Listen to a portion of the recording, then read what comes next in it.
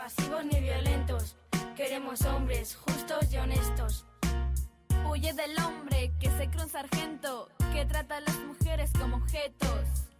Ante la agresión, respuesta. Ni golpes que duelan, ni palabras que hieran. No te dejes llevar. Huye de los valores que te quieren implantar. Cuestiona tu masculinidad. Rompe el molde que impone la sociedad. Que haya igualdad entre mujeres y hombres. Que nadie te diga lo que tienes que hacer. No eres más importante por dar golpes y no por ser mujer tienes que obedecer. Volem tindre un món amb igualtat. Amb la teua parella.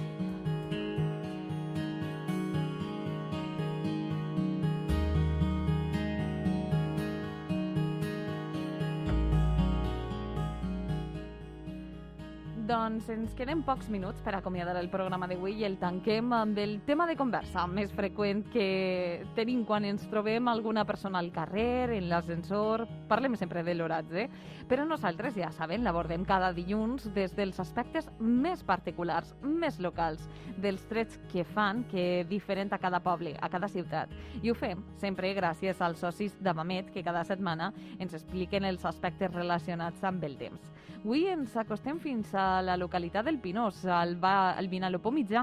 Allí ja ens espera Agapito Gonzálvez. Molt bon dia. Hola, bon dia. Què tal? Com va la cosa? Per ací, bé. Sol, hi ha algun núvol, però més sol que núvols. I per allí, com ho teniu vosaltres? Sí, de moment està pràcticament ras en algo de vent. Alguna coseta de vent en tenim, sí. Però segur que no ens molesta per a xerrar perquè parlem de meteorologia local.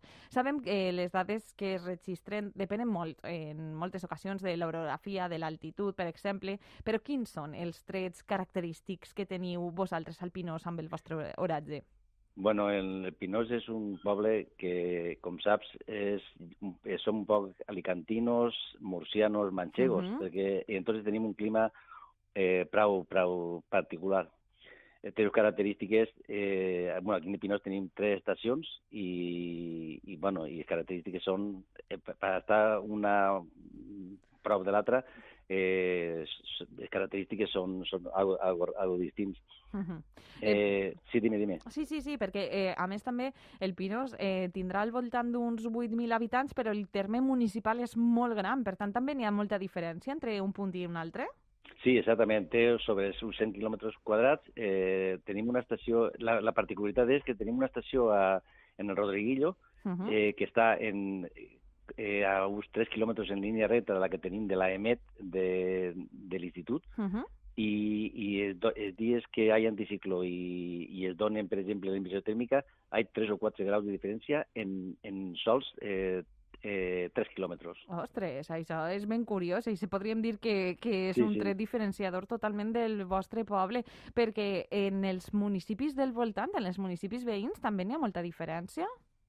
Pues lo que es el poble del Pinós com t'has dit abans, és molt distint a tot el més, perquè com t'ha explicat, tenim la zona de Múrcia a 4 quilòmetres, per una part i per l'altra, per Llecle i per Junilla. I la zona d'Albacete, com t'ha dit, a Caudet tenim a 40 quilòmetres. Luego estem aquí en un raconet en el que tenim un clima molt peculiar. Microclima, podríem dir, microclima pinocer. Podríem, tal volta, si ens està escoltant algú de l'Avamet, fer el vostre estil peculiar i particular, però no totes les persones, és cert, que sentim els fenòmens meteorològics de la mateixa manera. Per què passa això? De què depèn? Bueno, pues fa uns anys va ser un article en un periòdic, en La Verdad precisament, i comentava que per què plovia molt poc en aquesta zona.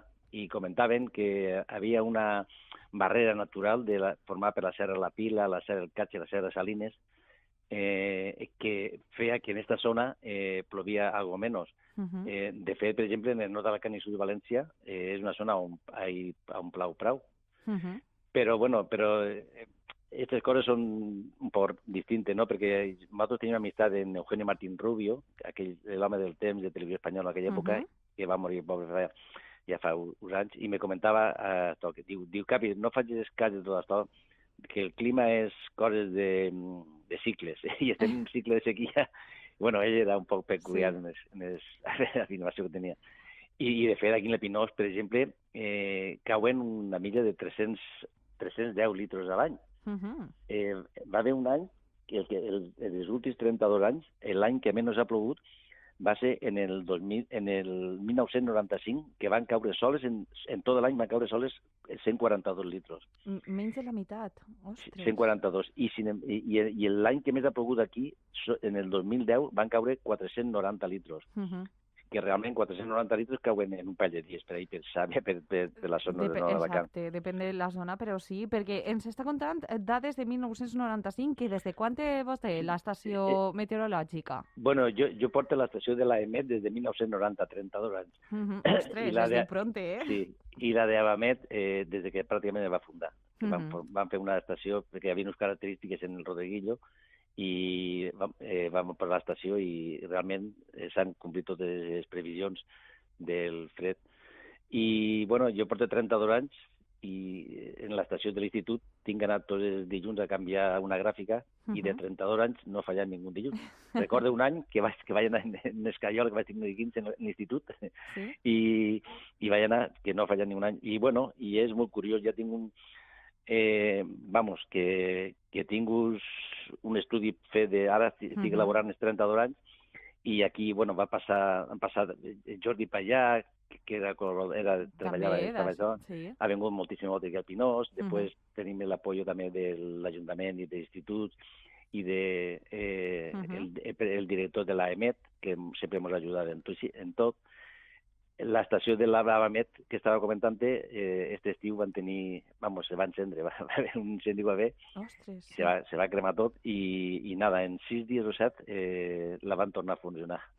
No podia faltar a la seva cita perquè era trencar un històric, vamos. Sí, van tenir l'apoyo d'empreses i tot, l'Ajuntament i l'AEMET,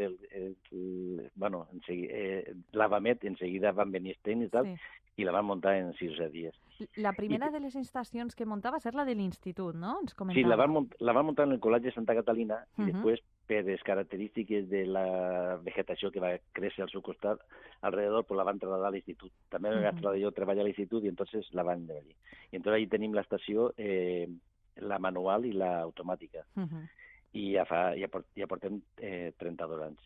I també 32 anys que també ha implicat a molts alumnes que han passat per l'institut. Alguns s'han dedicat després a estudiar alguna carrera relacionada amb la meteorologia? Pues jo he donat moltes xarles, he seguit donant xarles, inclús ja jubilats i jubilats, són mestres jubilats, he seguit donant xarles aquí en la zona, i inclús en el Col·legi de Múrcia, sobre meteorologia, però aquí a Pinós és molt fàcil i els crios estan molt interessats, perquè jo sols entrar a l'estació, veuen el pluviòmetre, fabriquem algun pluviòmetre, després li explico el que són els sensors, i després anem a la sala d'informàtica i entrem a lo de les estacions.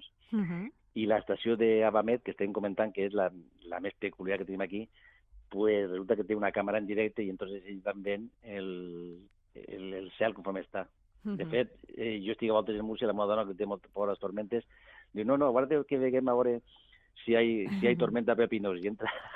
De seguida, a mirar-ho. I som molt curioses. I després, el que te comentava del fred aquí en el Pinós han tingut, els mínimes van tenir en el 2006 una mínima de -11. Ostres, -11. En el 2006. I en el 2017 van tenir -7,5. I després, en quant a calor, també tenim, perquè en el 2012 la màxima va ser 44 graus. Estem ja tipus desert. Sí, passeu per tot, ja. Una oscil·lació tèrmica tremenda. Passeu pràcticament per tot i sobretot, comentava, no? Són 32 anys dedicant a la meteorologia, fent aquestes xerrades, acompanyant a molts menuts i menudes a descobrir com és l'oratge, però també el seu municipi li ret homenatge en diverses ocasions, no?, per aquesta tasca que està fent. Sí, bueno, quan va fer 25 anys van fer un homenatge, va venir Mònica López de Televisió Espanyola, i que era la que presentava l'oratge de Televisió Espanyola, i van fer una jornada completa aquí, van estar tot el dia aquí en el Pinós, de xerrades de l'institut, després en la presentació d'un llibret que vaig fer en la Casa del Vi, i pel 30 anys tenim previst també, però degut a tot això pues, es va suspendre. Doncs no passa res. Nosaltres des d'ací, pels 32 anys en el RAI, li donem les gràcies per tot el que ha fet pel seu municipi i li enviem una abraçada molt gran, que ens quedem sense temps per a més, però segur que tornem al Pinós per a conèixer més curiositats de l'oratge. Una abraçada. Vale, hasta luego. Adéu, adéu. I adéu també als que estan a casa, perquè un dia més ha estat un plaer acompanyar-los des de l'estudi Rosa Solves de la Ràdio de la Punt, però ens quedem sense temps per a més. De seguida els companys d'esports i nosaltres tornem demà. Que passen un feliç dilluns. Adéu. De xiquets que juguen i de vells que esperen, mentre homes i dones estan treballant, els petits tallers a casa o al camp.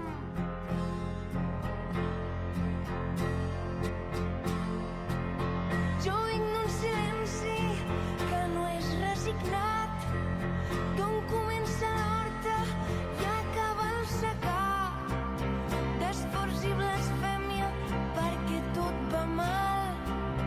Qui perd els orígens perd identitat. Jo vinc d'un silenci antic i molt llarg, de gent sense místics ni grans capitans, que viuen i moren en l'anonimat, que en frases solemnes no han cregut mai.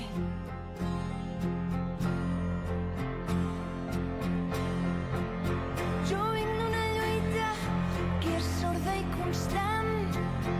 Jo vinc d'un silenci que rompre la gent, que ara vol ser lliure i estimar la vida, que exigeix les coses que li han negat. Jo vinc d'un silenci antic i molt llarg. Jo vinc d'un silenci que no és resignat. Jo vinc d'un silenci que la gent romprà. Jo vinc d'una lluita que és sorda i constant.